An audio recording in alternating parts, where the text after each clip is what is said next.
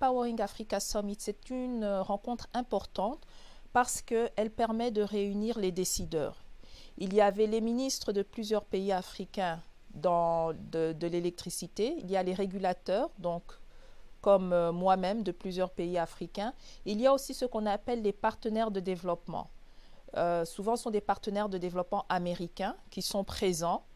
Et vous avez aussi les partenaires de développement comme la Banque africaine de développement. Et bien sûr, vous avez tout le reste de l'écosystème du secteur de l'électricité qui sont les compagnies qui sont sur pied en Afrique et qui donnent des solutions énergétiques.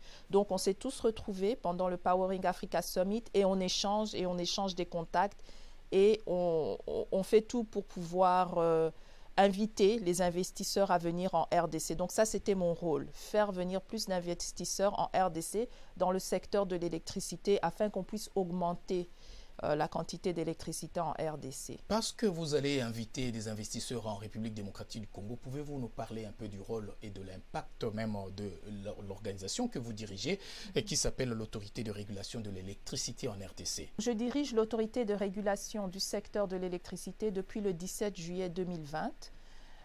J'ai été nommée par son Excellence le Président Félix Tshisekedi et dans mon rôle, de régulateur, il fallait d'abord mettre sur pied la structure. Nous avons nos quartiers généraux à la Gombe, à Kinshasa.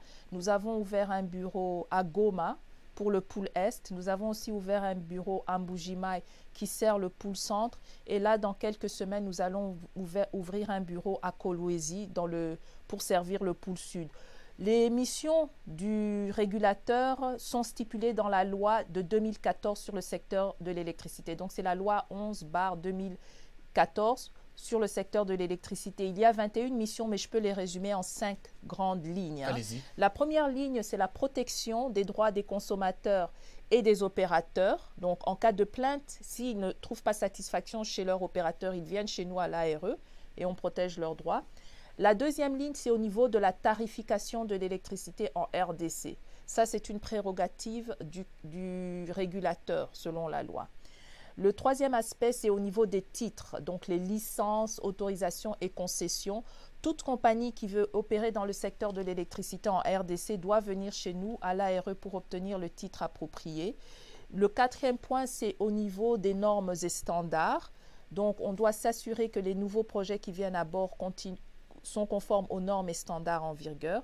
Et le cinquième point, c'est en général pouvoir mettre un environnement pour le business et les investissements dans le secteur de l'électricité pour libéraliser et inviter les compagnies privées, que ce soit dans la production de l'électricité, la distribution, la transmission, l'importation, l'exportation et la vente de l'électricité.